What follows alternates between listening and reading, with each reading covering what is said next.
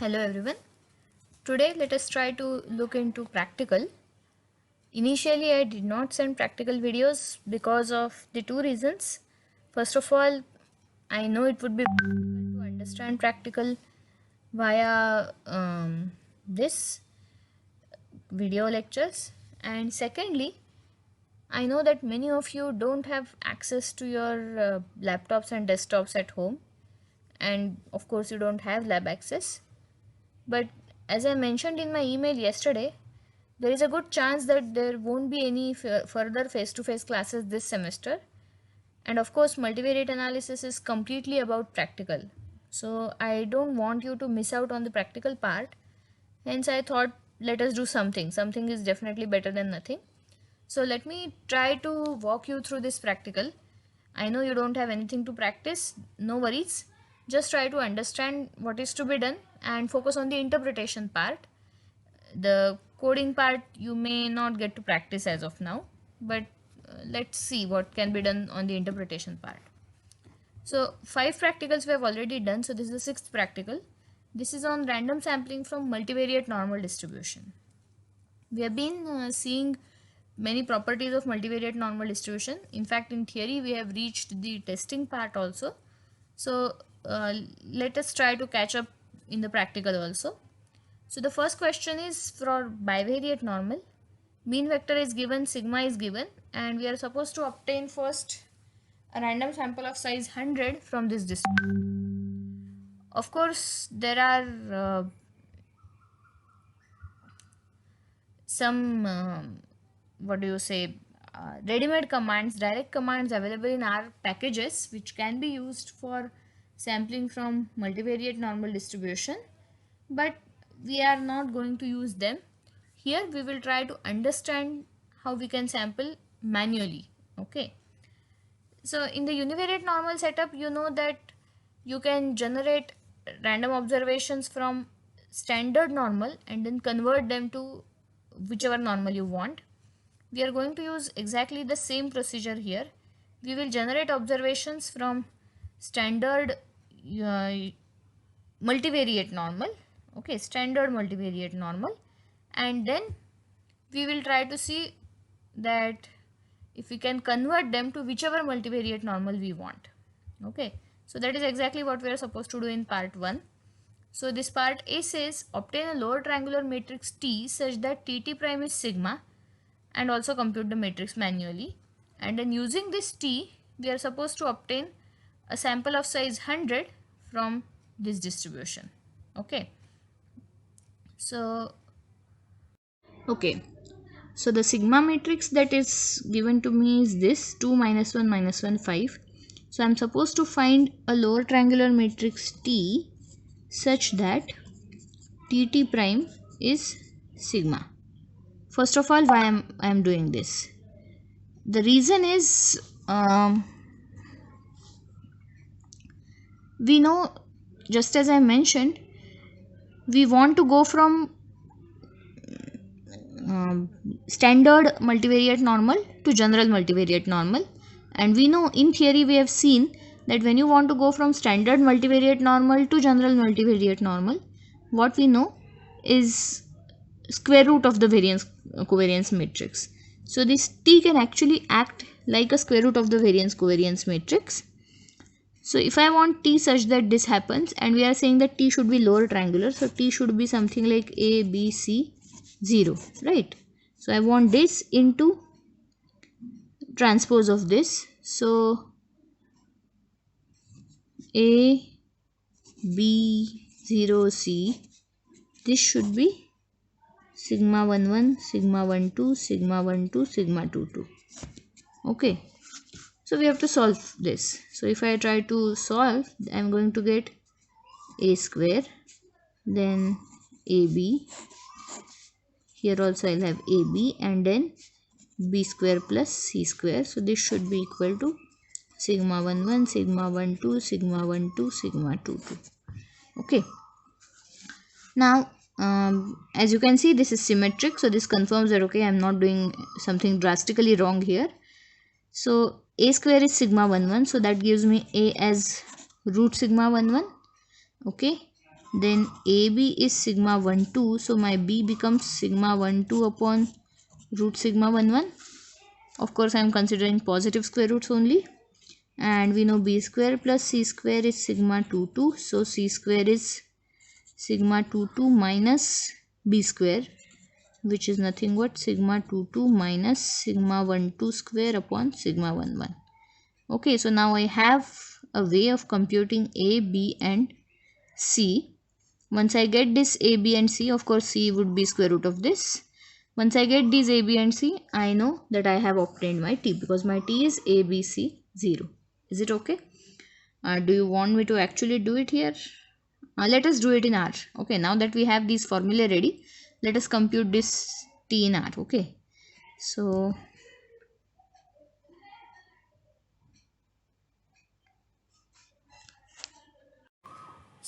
let us enter what are my values of mu and sigma. So mu is 4 1, so mu is 4 1, and my sigma is a matrix with entries 2 minus 1 minus 1 5. Okay, I don't need to give by row equal to true because this is a symmetric matrix. So I want to compute T matrix. So we have just now derived the formula for T. So let me first create a blank matrix and then we'll compute entries one by one. So we know that T11, which was A in our notation, is square root of sigma 1 1. Okay, then T12 is 0 because my T is going to be lower triangular. T21 is sigma 1 2 divided by square root of sigma 1 1. Okay, and T22 is square root of sigma 2 2 minus sigma 1 2 square divided by sigma 1 1. Okay, I'm just copying the formula that we derived just now. Let us try to run these and see how my T matrix looks like. This is mu sigma T. Okay, so let me print T. So T is this. Confirm whether this T matrix is correct or not, we can try to compute T prime, and ideally if my calculations are correct, it should match sigma. So T into T prime, see, this is exactly sigma. This was the manual way of computing T. So when you have 2 cross 2, you can do that. As soon as you go to 3 cross 3, it becomes difficult because now you will have more unknowns. You'll have probably 6 unknowns in 6 equations, so solving it becomes difficult. And of course for higher orders, it's going to be further difficult. So that's why we can also use a direct command available in R. So that's why in the question I have said both the things. So obtain a matrix first and also compute the matrix manually. So in this first part, you are supposed to obtain a matrix using R. So there is a command chol in R. Chol stands for Cholesky decomposition. So if you give chol of sigma, you actually get a matrix which is transpose of the T that we computed just now. So basically chol command gives me an upper triangular matrix, whereas what I want is a lower triangular matrix. So I can define my T as transpose of chol sigma also. Okay, this will give me exactly the same result. And this command would be helpful especially when I want to deal with higher order multivariate normal distributions. Okay, so this is my T matrix. So how are we going to use this T matrix actually to get the sample? So what we have seen in the theory is, if I had Z1, Z2, Zn as IID NP 0I, that is they are coming from p variate standard multivariate normal, then we know that I can define yi as mu plus t z, where this t is the t that we have computed just now. Say yi as mu plus t zi. What is the benefit of it? Expectation of yi would be mu. Expectation of zi is 0, so it won't contribute. Variance of yi would be, this won't contribute, so t times variance of zi t prime. We have seen this property, so this becomes t prime, and we know that t prime is sigma. So that is what we want, expectation to be mu, variance to be sigma. And because this yi is defined as some linear function of zi, yi also has normal distribution, because that is property of normal. So this is exactly how we are going to use this t. So we are going to first get z1, z2, zn from p-variate standard normal distribution, and then transform those using mu and t to get yi. Now how to get these z1, z2, zn?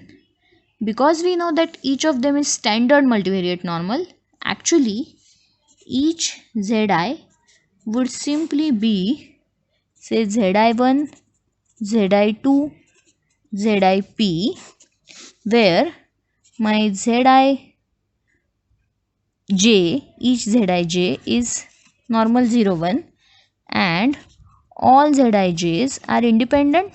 Because the variance coincidence matrix is identity matrix, there is no covariance between them.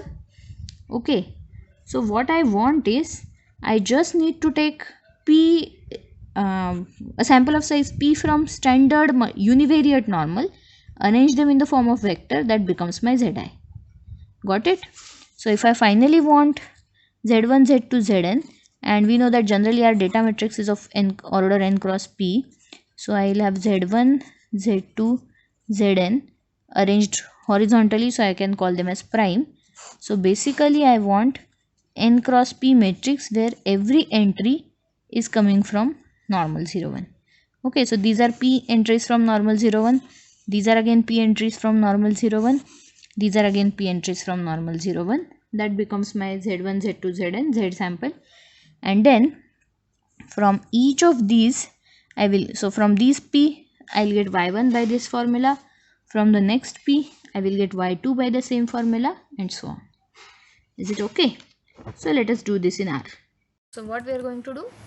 We are going to first get n cross p matrix consisting of univariate normals.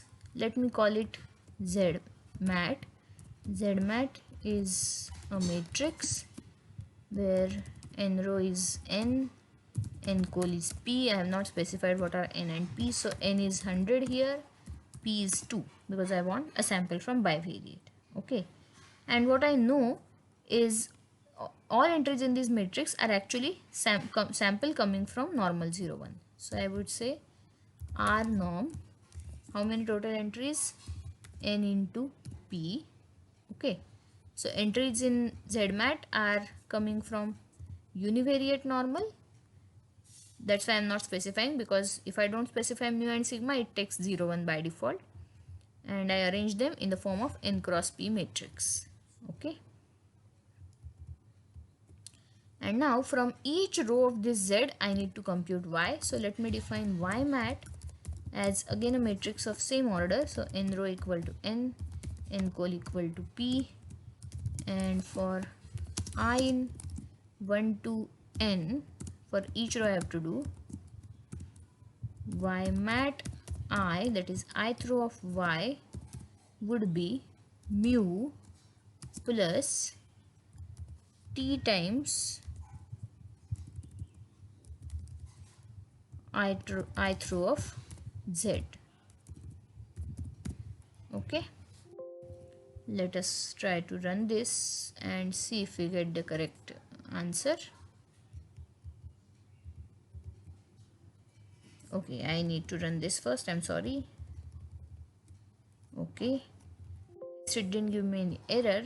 Let me print first few rows of ymat. So head of ymat. Okay, this seems to be, does it seem to be reasonable? Yes, mean is 4, so these are roughly near 4. This mean is 1, so these are roughly near 1. A better way to confirm it would be to check the mean and variance of the new this new data. So I can compute call means of YMAT, and then so this is C, this is quite near 4.1, and then variance, so cov of YMAT, this is quite near 2 minus 1 minus 1 5. Okay, if you are still not sure whether it is near, you can try increasing n. As you increase n, it would be further close. So just for the sake of trial, let me make n as 5000.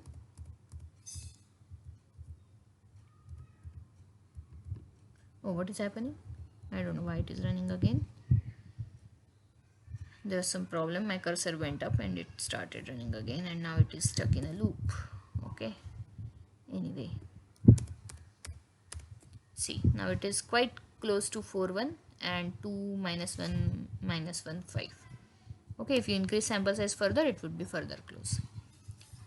Okay, so this is how you generate a sample. I wrote a loop here, but it's not necessary. You can actually convert your mu also to a matrix by repeating, mu those many times, and then you can use matrix multiplication to get y directly without using this. I'm leaving it as homework. You don't need R, you just need to write manually the equation where you can get entire n cross p matrix Y using an n cross p matrix Z. So if this is n cross p, this is n cross p, then this should be of order n cross p, and this should be adjusted appropriately. If you cannot get directly n cross p, try p cross n, and then you can take transpose. Okay, see if you can get p cross n matrix from here and then get a transpose.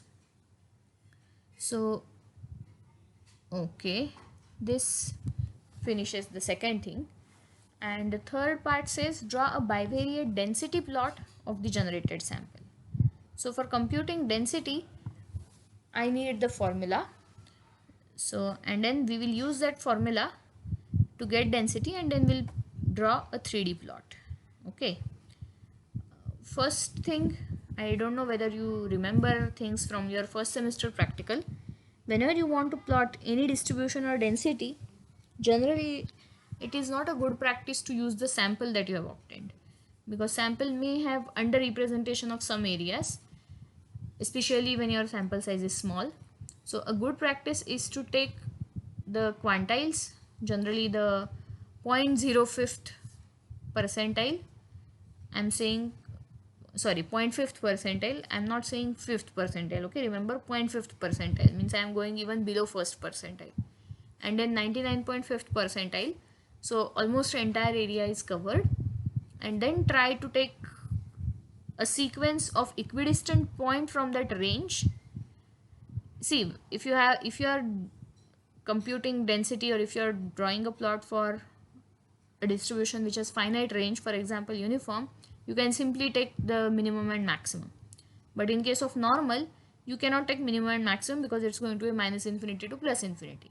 So that's why you go for 0.5th percentile and 99.5th percentile, and then using those points you generate equidistant points within that limit, and then compute PDF at each of those points and draw a graph. So here I would need same thing for both these. Okay, because I need to decide x-axis as well as y-axis, and z-axis would be the PDF.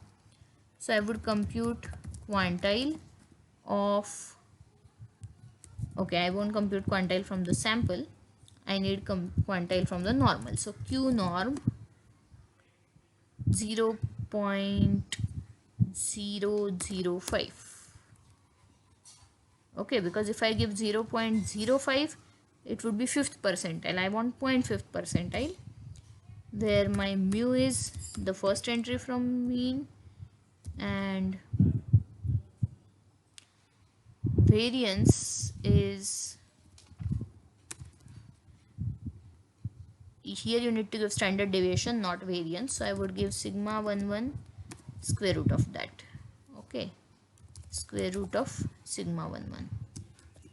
Okay, this is your lower limit, and similarly you want upper limit also, so you can write this as comma 0.995. So what we are doing, we are trying to get 0.5th and 99.5th percentile of the first normal distribution. their limits of first. So L1, let me call them, oh sorry, sigma 1 1. R is not going to understand what I say unless I talk to it in its own language. Okay, sigma 1 1. So these are my limits. Okay, similarly I can compute L2 for second normal. So it would be sigma 2 2 mu 2. Should I change my view? This is better, I think. L2. So L2 turns out to be this. Okay, now I want to take equidistant points from these. So x1 be sequence from L11 to L12 of size 100.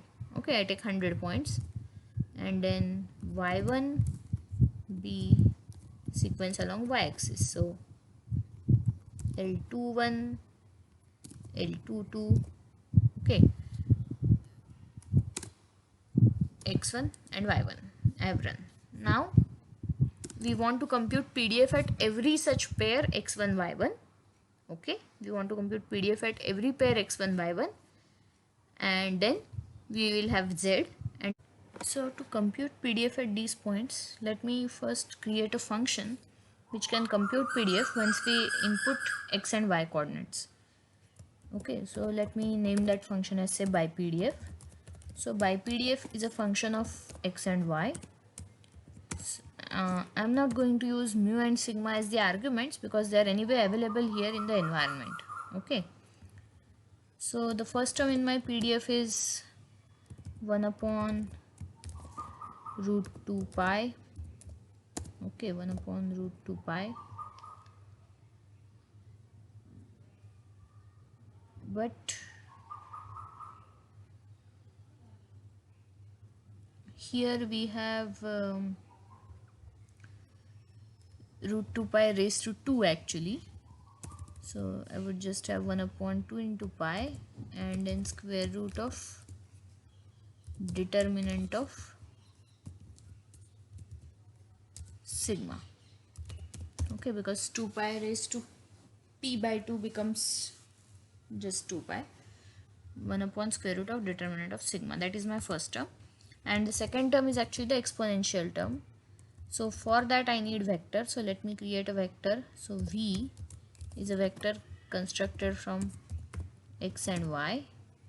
And then my second term would be e raised to minus half into x minus mu e raised to minus half x minus mu prime, then sigma inverse. So I'll have solve of sigma e raised to minus half x minus mu prime x minus mu.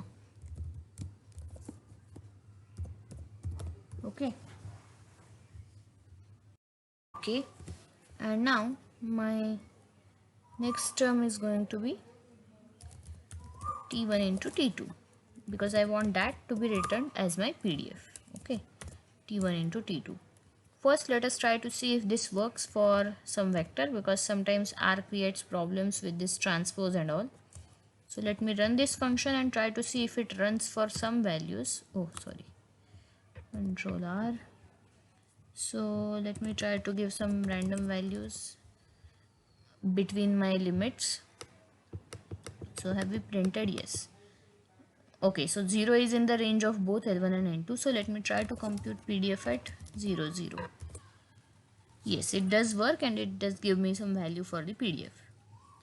Now I have to compute PDF using this function for all possible pairs of xy where x is coming from this vector x1 and y is coming from this vector y1. Now there is a command which can actually compute this. So one option is okay, you go by a loop. So you write two loops, I going from 1 to length of x1, j going from 1 to length of y1, and then at x1i y1j, you compute this PDF. That is one option, which is a routine option, and of course you can stick to that, I don't mind. But this is a chance to learn a new command. So there is a command called outer. So what outer does is, given any two vectors, it will apply whatever function you give on every pair coming from those two vectors. So let me try something simple. So let me have, say, a equal to 1 2 and b equal to, say, 1 2 3. Okay, so these are two vectors, and let me now compute or print outer a b, and then the function that I am applying is addition. Okay, see the result. So what it did is, this is a, so all possible values of a are used here, all possible values of b are used here. So first 1 1, 1 plus 1 became 2, next is 1 plus 2, so 3, 1 plus 3 4, then next row is for second element of a, so 2 plus 1 3, 2 plus 2 4, 2 plus 3 5. So this is what outer does. So it takes these two vectors, creates all possible pairs, applies this function to them. Okay, so what we want to do is, we want x1 here, y1 here, and then BiPDF here. And let me store it in some matrix. Let me call it, say, fmat. It's a PDF matrix. So fmat b outer x1 y1 and BiPDF. Okay, now why this error? See, the thing is, outer generally treats this entire x1 as a vector, y1 as a vector, and then tries to apply this function on a vector, whereas the original function that we have written is to be applied on two scalars. Okay, so to avoid this problem due to, scalar vector thing, there is a command called vectorize, which would enable outer to apply this command properly. Okay, so try to read help of vectorize also. It's a good exercise whenever you get. Even if you don't have laptops, you can just Google and try to find our help page for vectorize. See, with this now it is not giving an error. My x1 is of length 100, y1 is of length 100, so I expect the dimension of my fmat to be 100 cross 100. Okay, so dimension of fmat is 100 cross 100. If you want, we can just see for a bit. See, the initial values of PDF are very low. Somewhere in between they would increase. Of course, in between means both. So even V has to, in along horizontal direction also I have to scroll. See, somewhere V28 and then 38 here. Now we are getting reasonable values of PDF. Okay, let me minimize this. Yeah. Okay, what is happening?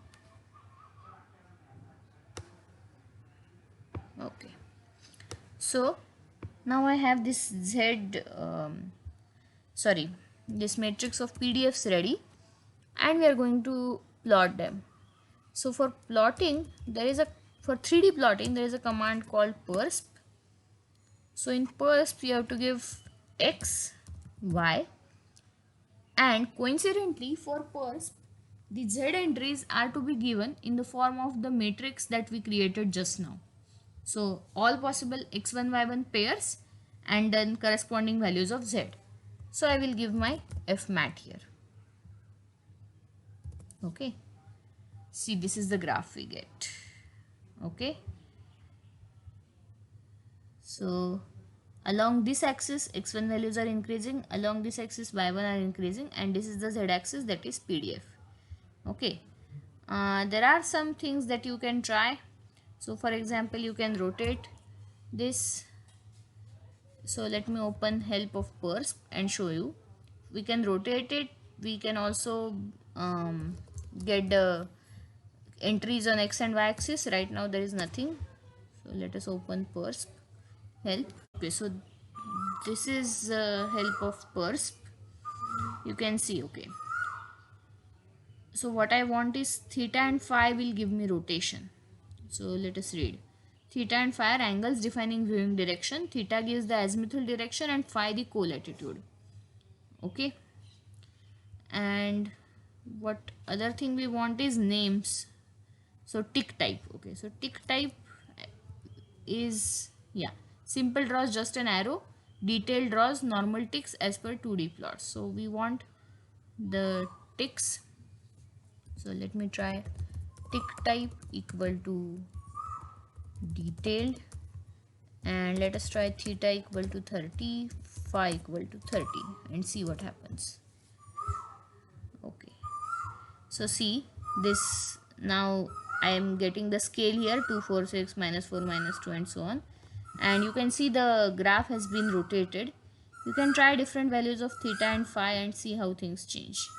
Okay, so if I try theta equal to, let's say 60, and then see what happens. See, the graph is further rotated. Okay, so you can give whichever way you like. Okay, so this is how we are going to draw a 3D plot. So what new thing we learned today is outer and fmat. Okay, so I think this finishes question 1. Yes, question 1 is complete. In question 2, we have to find conditional distribution of x4 given this. Now actually this is not at all a difficult exercise. We already have formula for conditional mean and conditional variance with us. You have to just code that formula in R. So create x1 as this, mu1 as consisting of means of these 3 components, mu2 may be mean of this component. Similarly sigma 11, sigma 12, sigma 22 and so on. Okay. So I am going to leave this as homework because this can be done even manually. So even if you don't have laptops, I would suggest try computing this conditional distribution manually. I think even the question bank has this as an exercise. This means not exactly this question, something similar, the question bank in theory. Same story here. The only difference is here the order was maintained. First 3 were given and you had to find the 4th. Here now first and fourth are to be estimated, or the distribution of first and fourth is to be found when you know second and third. So the only thing is you will have to first change your mu and sigma in such a way that your sigma 11 is consisting of one of these 2 parts and mu1 also consists of one of these 2 parts. Okay. Then question 3 is also not difficult. A is given, x is supposed to have same distribution that is given here. First question is find the distribution of y. Y is ax. So we know expectation of y would be a mu, variance of y would be a sigma a prime, and then the distribution is normal. So your job is just to compute a mu, a sigma a prime. So I think everyone can do it. Next is using eigen decomposition to obtain a matrix B such that sigma y is B square. So basically you have to find square root of sigma using eigen decomposition. This is exactly same as what we did in canonical correlation analysis. We tried to find square root of sigma inverse, sigma xx inverse or sigma yy inverse. Instead of inverse, you have to just find square root. So what you need is eigenvalues. You construct a diagonal matrix from those eigenvalues, take square root of the diagonal entries, and then you use eigenvector matrices on both the sides. Okay. Other than that, I don't think there is anything difficult in this practical. So as I said, let me repeat, I don't expect you to do all these things on laptop because I know that many of you don't have access to laptops or desktops, but just try to visualize what all can be done. Commands are not at all difficult. You have to just understand the question. Commands are now available to you in this video.